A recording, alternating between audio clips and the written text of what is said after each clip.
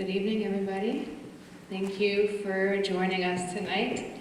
I imagine after our film tonight, you probably have a lot of thoughts and feelings swirling around in your mind, maybe some questions. Hopefully our panel will help answer some of those. For those of you who don't know me, my name is Kestrel Smith. I'm the instructor for the American Indian Indigenous Studies program at Wenatchee Valley College. I'm also the co-advisor for the Red Road Association with Jamie Yallop down here. We're really glad to have you all here. It is an honor and a privilege to get to introduce these really incredible women up here with me tonight. We have asked our panelists to think about this question of what does this process of recovery look like? It's a multifaceted issue with a multifaceted answer, and so we've asked our panelists to think about that question of what recovery looks like through the lens of their particular organizations. So up here with me I have Joy and Emily Abrahamson speaking on behalf of Aboriginal Outfitters, and I also have Megan Francis and Tashina Gore up here with me speaking on behalf of the Caldwell Tribes Youth Development Program. So I imagine what we're going to do is kind of just work down the line. They're going to tag team it in pairs for us tonight, kind of working on this question of what recovery looks like from the lens of their respective organizations. So, without further ado, I'm going to pass the mic over here to Joy, and we're going to get started with this panel. And I imagine there'll probably be some time for a few questions at the end as well. Hi, Stemos with Chai Swishin Malt. Hi everyone, my name is Joy Abrahamson and I'm a co-founder and the executive director of Aboriginal Outfitters. I am currently 21 years old and a student at Eastern Washington University studying elementary education and minoring in American Indian Studies. When I started Aboriginal Outfitters, it was basically just a bunch of res kids wanting to promote healthy and clean outdoor lifestyles. We started out on Instagram and then we eventually turned into a nonprofit organization focused on social and environmental advocacy. After we figured out what our goals were, we decided that we wanted to form into a nonprofit organization because we needed a lot more of the community's help. And after we started our journey, we realized that our whole approach was decolonizing, and this is where I feel like M can step in.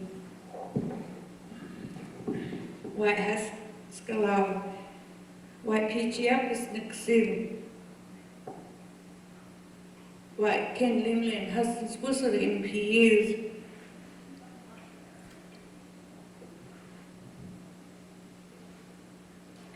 Me can Jakamkul Jutin Hayayat Nixil Etam Timu Nath is Yuch. So I said, good evening, my relatives. Hello, and cha squeeze spahlo, and cha Isleta Pueblo Kikimut. Hello, my relatives. You have arrived. I'm happy that you are gathered here today. In prayers to the Creator, to all my relatives, to the land, to the animals, and to the water. I'm really honored to be able to represent or to be part of the community. I am Shokukum from Isleta Pueblo, New Mexico. I've lived here on this reservation for 45 years now. I've been living on the reservation for that long. I married George Abrahamson. He's deceased, and together we had 6 children, 10 grandchildren, and 2 great-grandchildren. In 2019, I retired from the Omak school district with 32 years of employment. I had the honor of working with the Native students and the parents and the grandparents and the families from this reservation. I had different positions. I was a tutor, Indian education advisor, Salish language teacher, extreme challenge and after-school program teacher, substitute in all subjects, and summer school since time immemorial teacher. I have immersed myself in the language traditions of the northern and southern Okanagan, finding seamless and many commonalities to my Tiwa upbringing. I am honored to have been accepted in this community and to serve the children and the families. I was asked to be an advisor for a nonprofit, Aboriginal Outfitters. When I continue to talk about Aboriginal Outfitters, I will call it AO. So when I was approached by Joy, who I've been mentoring since high school and writing all of her scholarship recommendation letters, that's how we kind of teamed up together by me supporting her in her college venture. And my role is just to be an advocate for all of the different activities in the areas of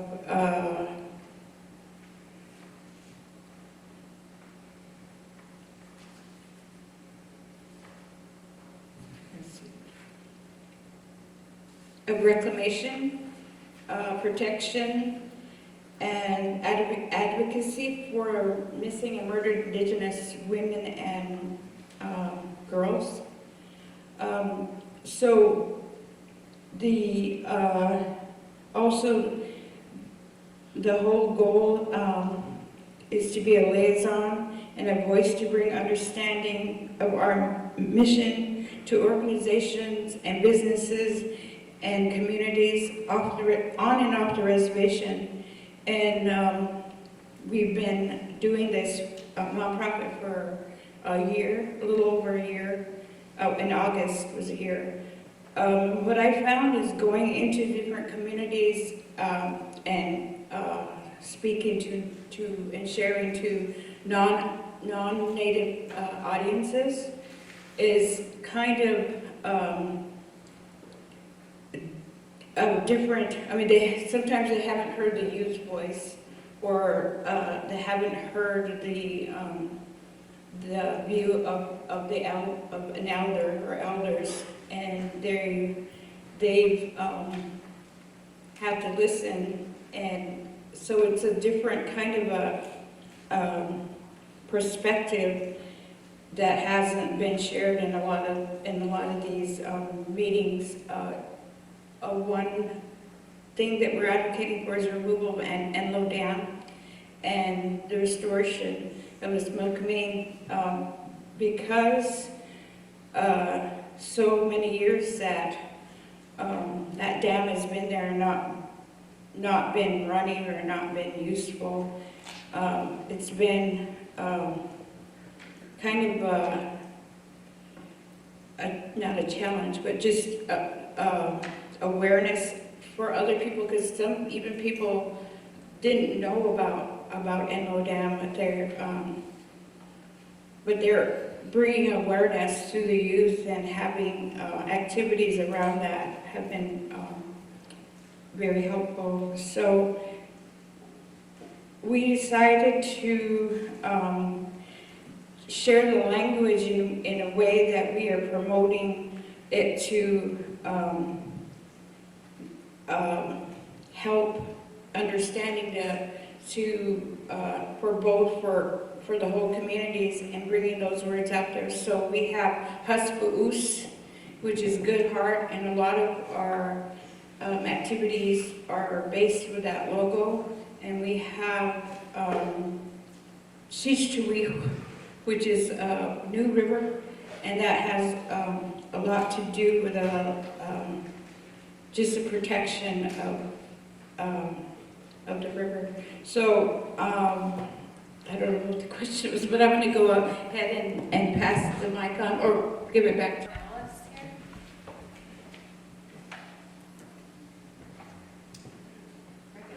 Zoom class.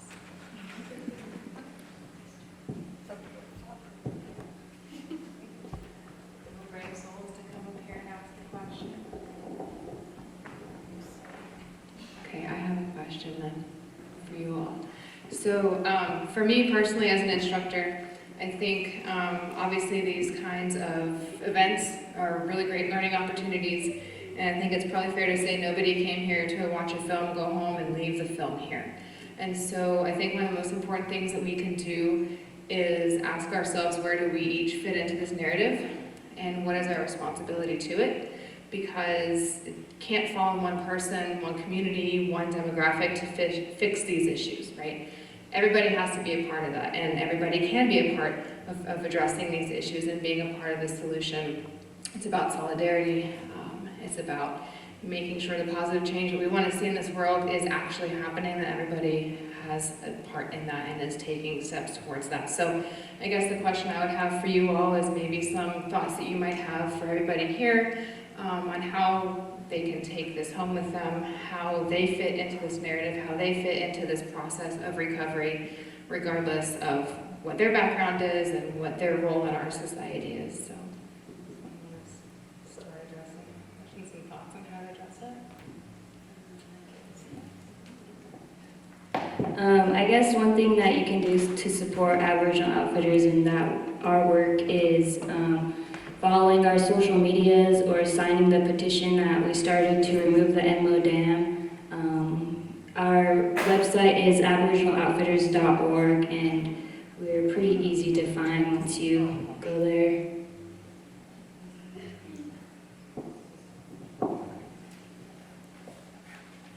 I appreciate everyone's respect for the film that was shown, and to just really think about how we're all related.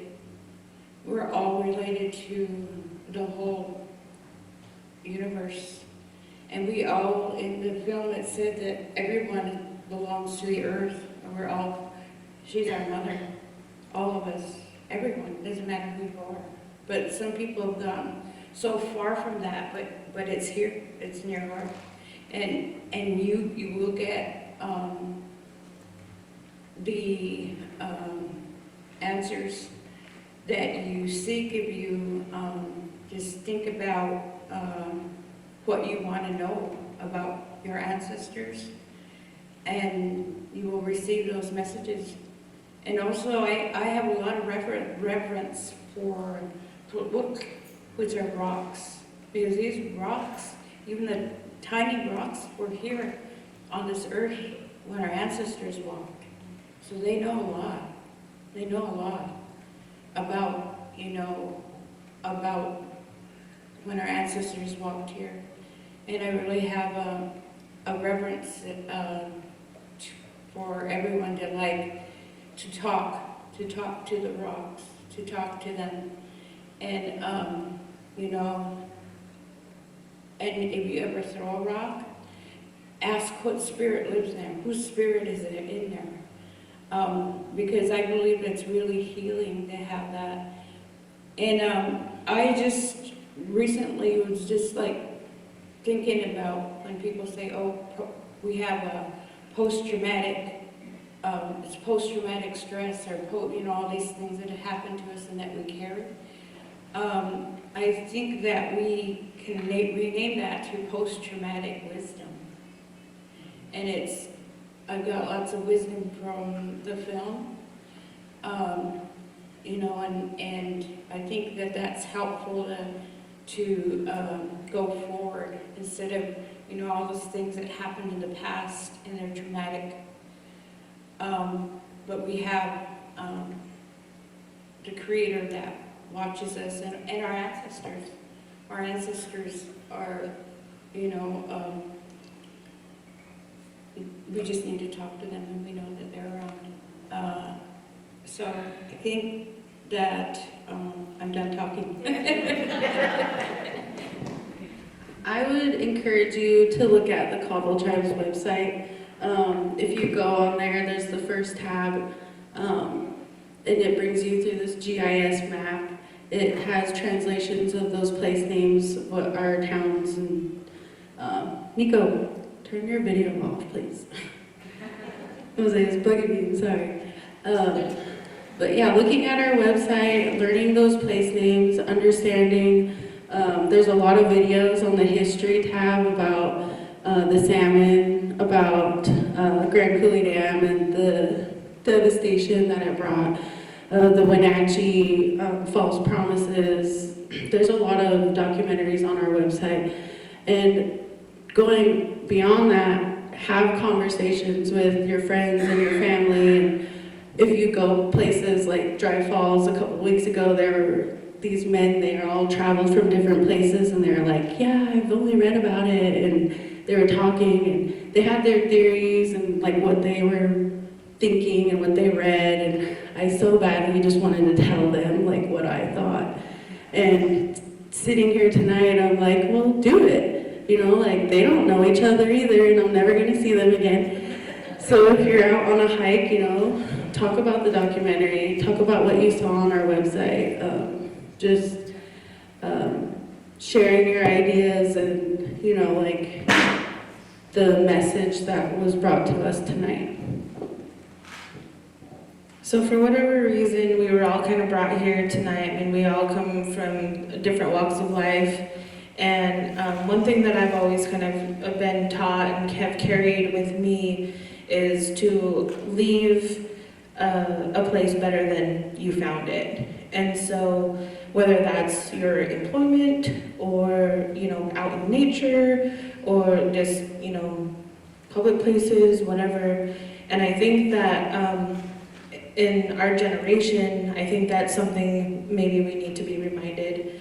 And I have to carry that with me all the time and in dealing, especially with youth and other people, and kind of, I want them to come away better than how I found them. And so in the relationships I have and in the places that I go, so I would just say, carry forth just that, kind of in your heart of just trying to leave a place better than the way that you found it. I just wanted to touch on a little bit what Em was saying. Aboriginal Outfitters is mainly focused on bridging the generational gaps and having Indigenous voices at the table, like with the Enlow Dam advocacy. I think one of the main goals was to bring the youth in and have them have a voice at the table, because the youth is going to be taking care of the land, and I honestly grew up in this area and I felt as if we were really underrepresented, and I think that was my main goal, was just stepping up and having the community understand that we are struggling, and if the youth start to stand up and say that they're struggling as well, then hopefully something will be done about it. I'm super grateful that we were asked to be co-sponsors of this inspiring film, because I think that people don't touch on the violence against women and how closely it's related to the violence against the land. So I just want to thank WVC and everybody that put this together. Same. Celeste, my name is Megan Francis, and I'm with the Youth Development Program as the Youth Services Manager. And I just want to let Tashi introduce herself too. My entire squeeze squackle killing clip is somewhat squeeze Tashina Gore, and I am the Omak District's Youth Development Education Advocate. kind of a long title. And so I guess it's really awesome to be here, but also it's kind of surreal or weird that we have to be having these conversations. I think about with our teachers, who are our first teachers. You know, I could kind of see some of you squirming just from being up here on the stage whenever we're introducing ourselves in our language. And so when we're home, that's the first part is the language in which we hear.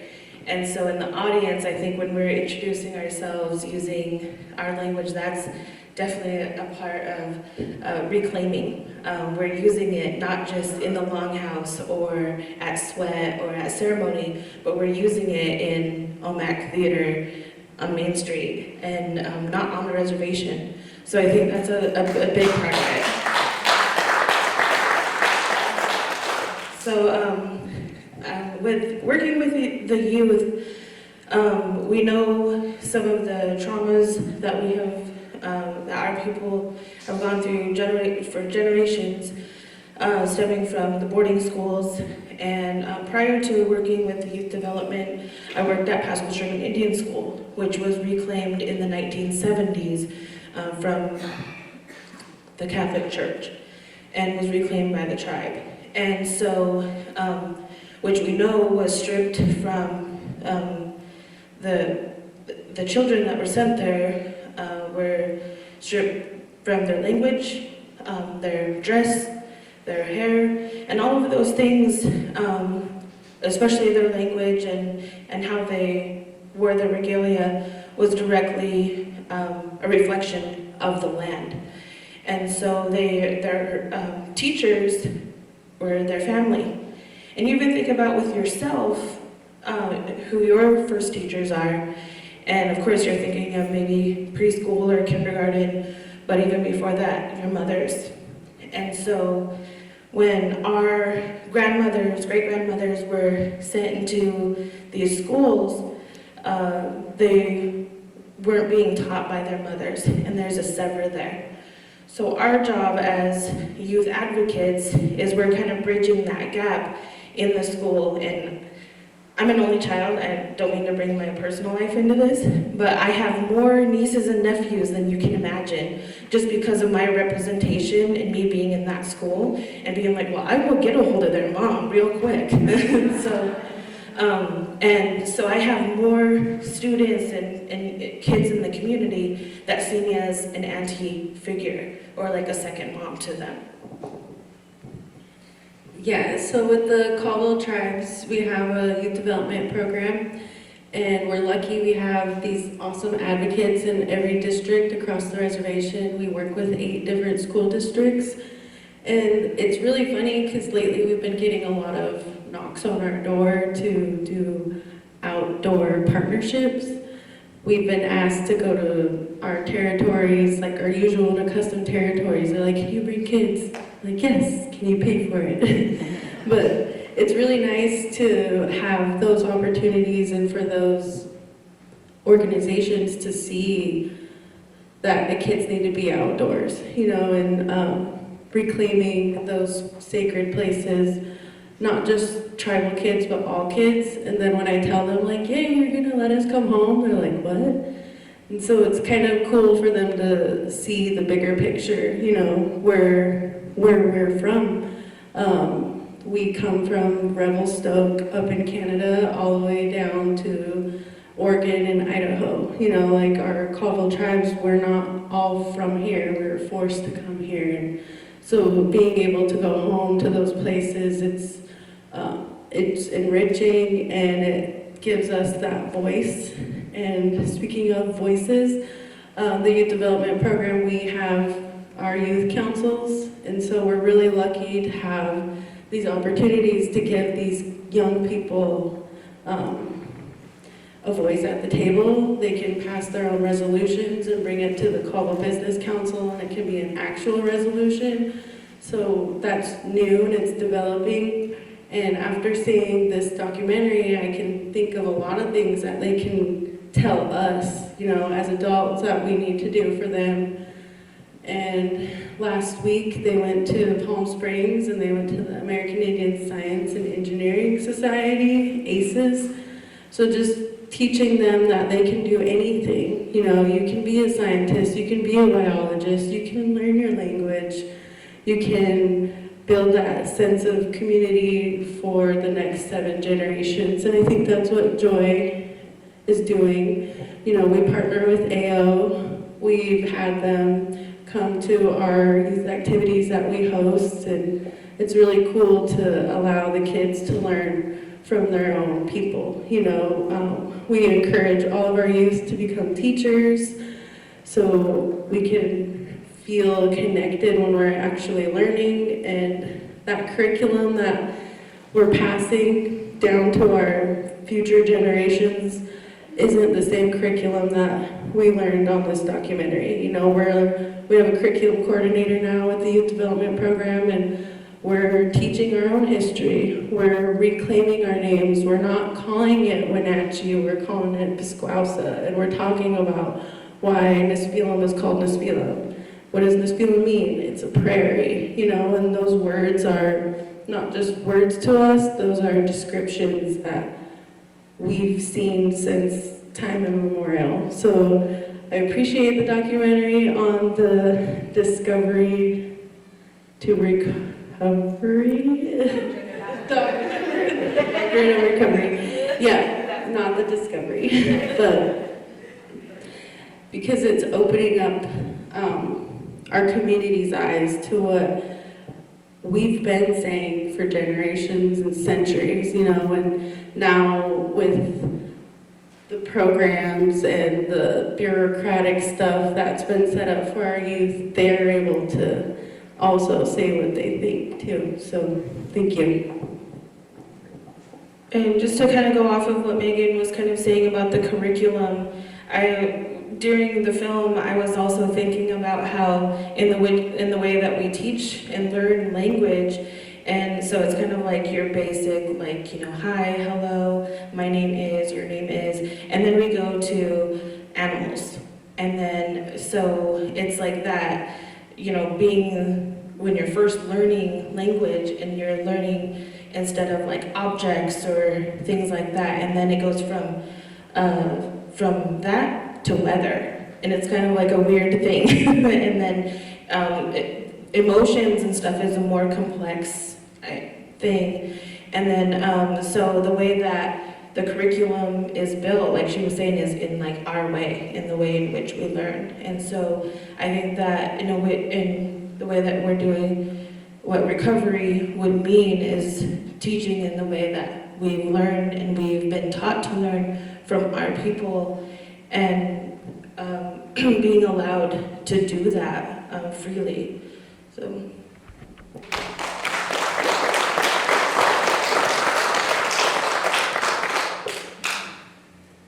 I think talking about the history is super important. Growing up, I wasn't really taught about the indigenous history, or I guess I necessarily didn't want to understand or learn it because it was always pushed on us that we weren't supposed to know what actually happened. So when you get older and you realize that all these history teachers are telling you that you need to learn the history so that it don't repeat itself, you kind of sit there and wonder, like, what is the real history? So I'm glad that there is documentaries like this that are coming forward to teach the true history that's not taught.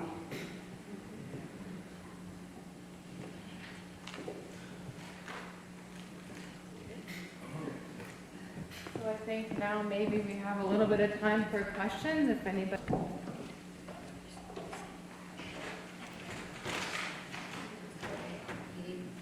Yeah, I just want to end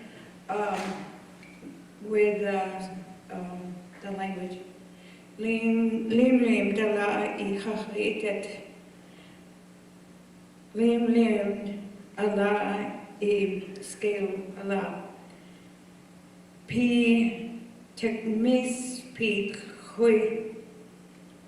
Ti pi chas misu wishkamen. So I said thank you to our ancestors, and thank you to the people here. be careful when you leave and when you travel, and be in good health until we see you again. Amen. Wait. Cinco class.